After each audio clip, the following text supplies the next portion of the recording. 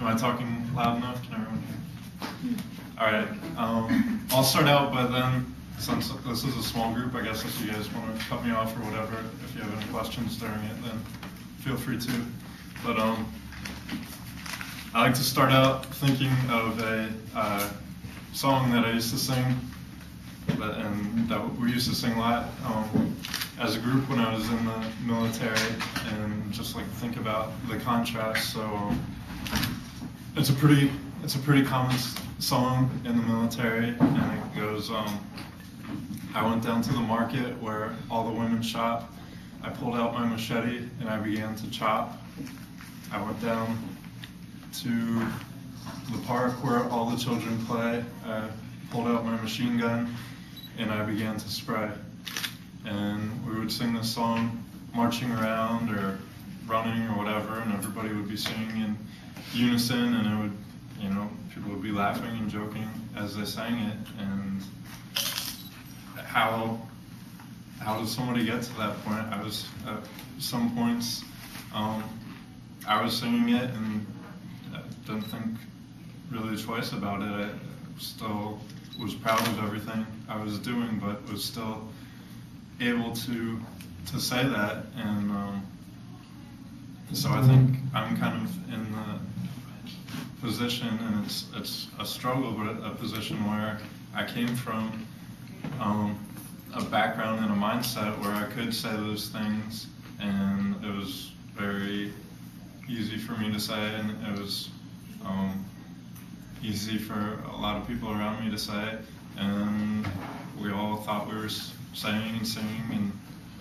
acting on that and doing the right thing. And for me, it was growing up in a very religious and very conservative community, and there was a lot of invoking kind of national duty with religious duty and values and morality, and kind of wrapping that all up together. And so the war was presented to me as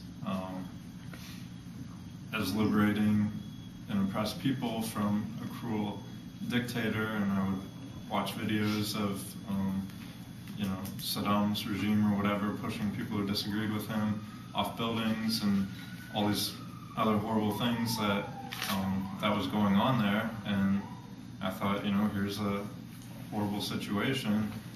I'd like to help out if I can. And then also after 9/11 happened, I grew up in New DC, so I went down and visited the Pentagon and saw the big holes there, and would watch the news before school every morning after it happened, and try and learn more and try and find out more about people who would do something like that. And it really didn't make sense to me in the way it was explained from multiple different forces, and I probably should have done more research, but from the research that was right in front of me, the local news, from the people I trusted around me, there were these crazy people out there who wanted to attack my country and hated it because of differences in religion and differences in way of life, and the only way to deal with it was to go and wipe them out. And so that 9/11 happened, and I was still in middle school, and by the time I got to high school, it was a question for me of whether or not I cared enough about my country to help prevent another 9/11, and whether I cared enough about people in the world to help liberate them from cruel dictators. And if anything, I was frustrated at other people all around me who were saying that we were doing the right thing but didn't do anything about it. And so I did something about it, and I enlisted, and that was always a question for me, and I never questioned about whether or not that was the right way to go about it. Obviously, 9/11 was a big deal. I don't think anybody would think otherwise than that, but people like abuse logic and say, well, you know, if you think 9/11 was a big deal, then you have to do this, without ever examining any of the reasons behind it or whether or not that's the right way to deal with it.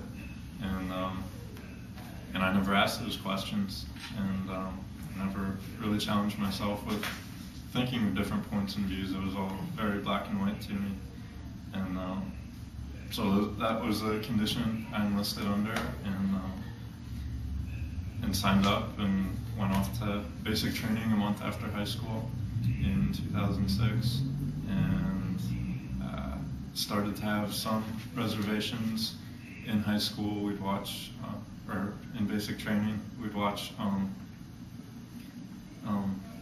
music videos with bombs going off and the terrorists being shot and hard rock music in the background and everybody cheering and chanting along with it. And that was kind of troubling for me, because I thought that, you know, we were going over there to rescue and liberate people, and that, you know, it's sad that there are people that are like that, and that I would, at the time, thought I would have to kill, but I didn't understand the celebration of it, or, you know, treating it like a big game or a big joke.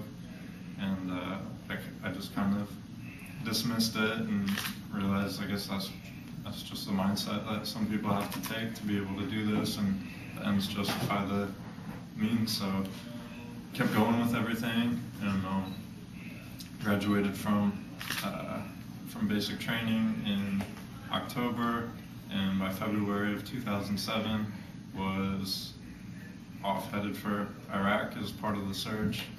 And so I was there from February of 2007 to April of 2008,